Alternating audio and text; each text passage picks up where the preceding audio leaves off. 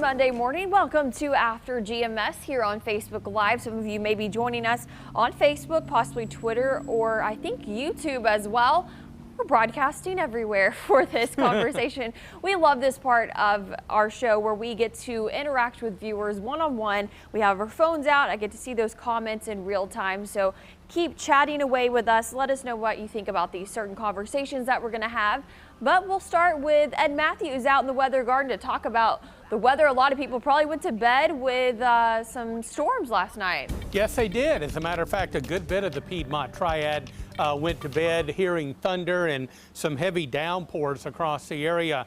All of that is gone. We still got clouds, and we've got low clouds and some patchy fog. Seeing a little bit more of downtown High Point, but still a lot of low clouds around. Visibilities haven't been critically low this morning, but just remember that they report just one location, and that's the airport. It could be completely socked in with fog, you know, a quarter of a mile down the road. Bottom line, all this will be with us until probably around 9 or 10 o'clock this morning. Although the fog situation will improve, we're going to keep lots of clouds for today. Now, the prospects of rain, we don't have to worry about any heavy rain today, but there could be a sprinkle or an isolated shower. Only about a 20 to 30% chance of that today and tonight. Looking at low 70s today. Temperatures held down because of the extra clouds, and then lows tonight will drop pretty close to 60. Now, as we look ahead in our Triad 7-day forecast, I'm going to be bold and bet that tomorrow will be mainly dry, tiny shower chance in 78. And then the trend will be for Wednesday, Thursday, and Friday for the chance of showers and thunderstorms to be on the increase.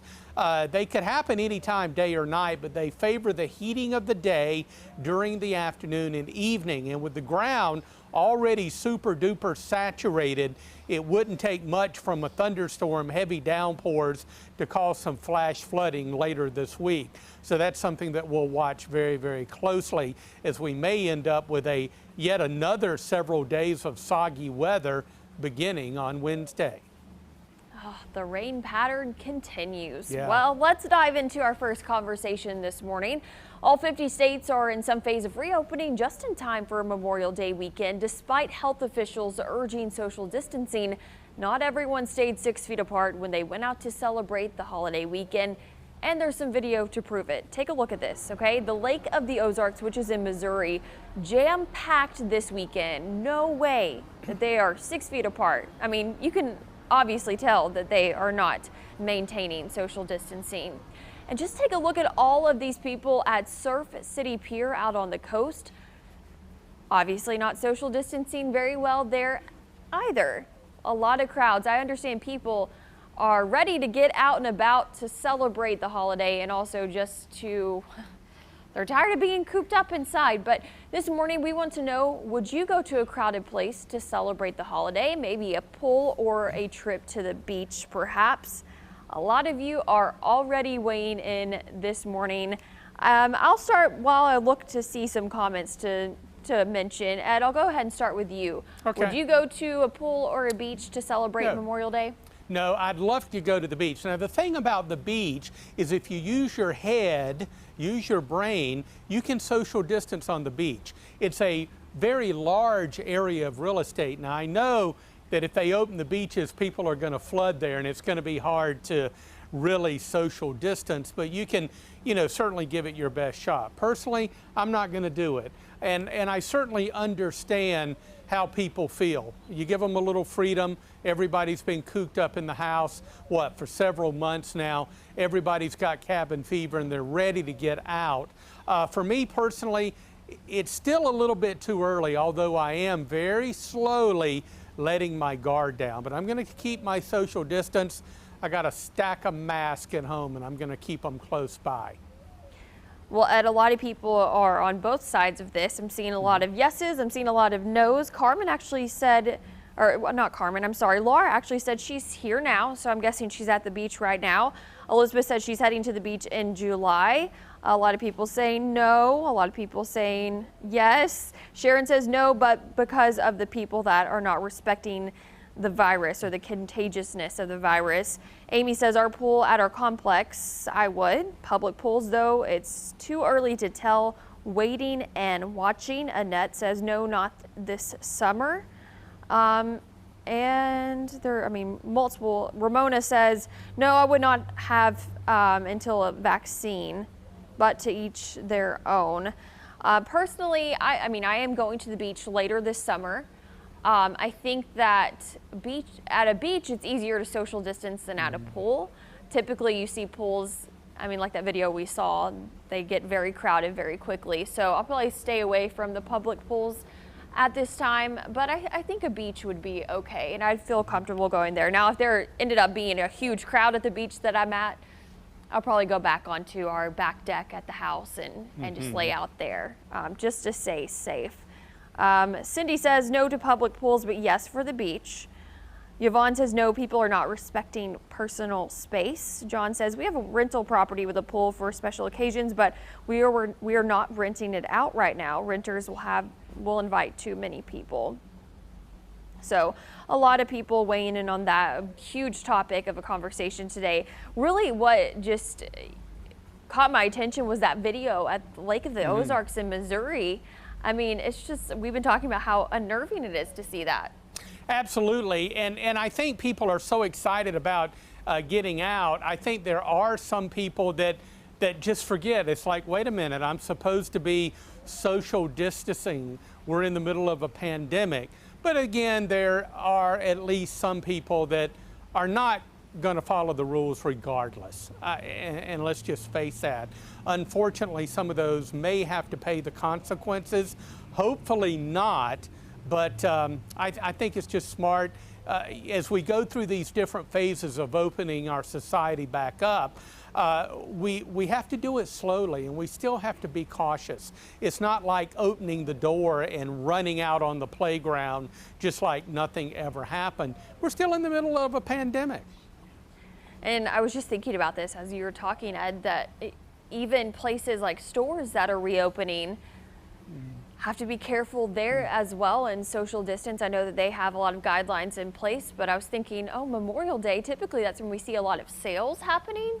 So I wonder if a lot of people are going to be rushing out to the stores. Hopefully people will just remember to stay safe.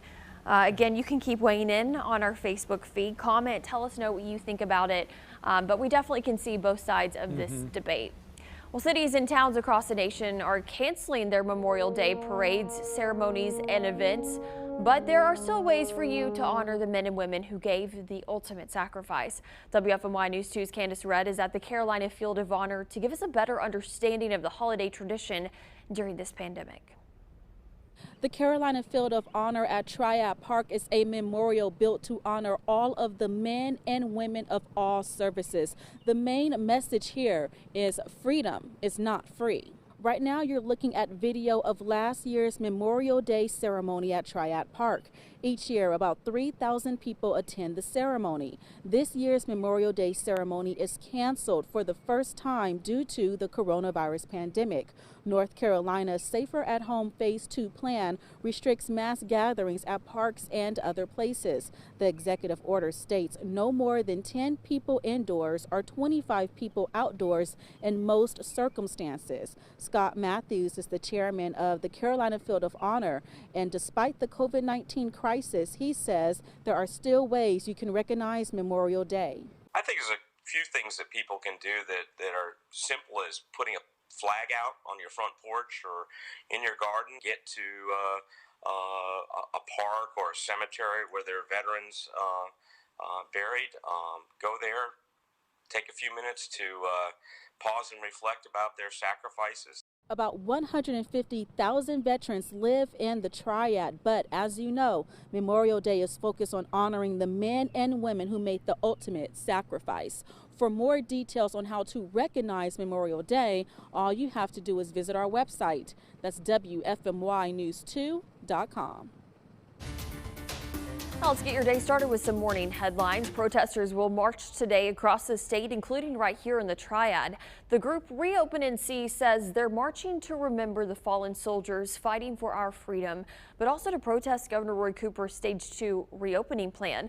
The group believes his executive orders restricting the state are unconstitutional. The Freedom Rally is scheduled to start at 11 this morning at the Governmental Plaza on South Green Street. Just a refresher with what is and what is not included in Phase 2. Restaurants, breweries, pools, salons, state parks, and anything part of Phase 1 is open at 50% capacity. Plus, the businesses must follow social distancing and CDC health guidelines. Now, what is not included in this phase? Movie theaters, bowling alleys, gyms, bars, playgrounds, and museums. Governor Cooper says these areas are possible hotspots for virus outbreaks and will stay in this phase for the next 4 to 5 weeks. In national news, after sheltering in place since March, millions of Americans coming out to beaches and other public areas around the country this Memorial Day weekend. That's raising concern as the coronavirus death toll approaches the 100,000 mark. The number of deaths in the U.S. already more than double that than any other nation. As officials try to stop the spread, the White House announced a travel ban on anyone coming to the U.S. from Brazil. The measure, which takes effect on Thursday, but does not apply to U.S. citizens and permanent residents traveling from Brazil. Some Facebook employees may never return to their offices. CEO Mark Zuckerberg predicts around half of his workforce might be doing their jobs remotely a decade from now. But the shift to a permanent home office would come with a catch, a possible pay reduction based on where they live. This idea of permanently working from home is one to think about. I get that it won't work for every industry, but for those of you who can, would you like to keep working from home? Okay, here are the pros. Pajamas to work. That's a great pro. More time with pets. Okay. No negative Nancy's or Nicks. I think I'm sold on that. But there are some cons. The cost to set up a decent workspace at home, and then rethinking separate spaces for work and life balance. So Ed, what do you think? Work from home? I wouldn't like it. I mean, I think maybe I would for a while, and there are a lot of pros. You know, hanging out with Rio would be fantastic. Doing my job in my pajamas, that's fantastic, very comfortable. But our society is very social, and I think it would cut down on, you know, being social at work. And I say here at the TV station, you know, under normal circumstances, when we're all around that big round table in the studio. It's just a good time. Now, we're still having a good time remotely, but it's just a good time, and it's nice to see my co-workers face to face and be able to interact with them and see what's going on in their lives and tell them what's going on in my life and things like that. So, you know, a lot of people, though, maybe a little bit more introverted, would fare well working at home. And I think if they can and have the opportunity to do that, I think their employer should allow them to do that. Many people may be more productive at home. Yeah, I definitely think it depends on what you do, one, and then also your personality.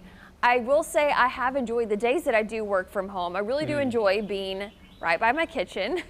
Can make coffee anytime I want or make a snack. I love being able to see my husband and my dog more, and wearing my slippers, because I can't exactly wear house shoes out here in the studio. Have to put the nice shoes on. So I've enjoyed that. But I do, what you said about having everyone together in the studio is a lot of fun. And I do really miss seeing you guys in person. You know, like Taran, I haven't seen him in forever.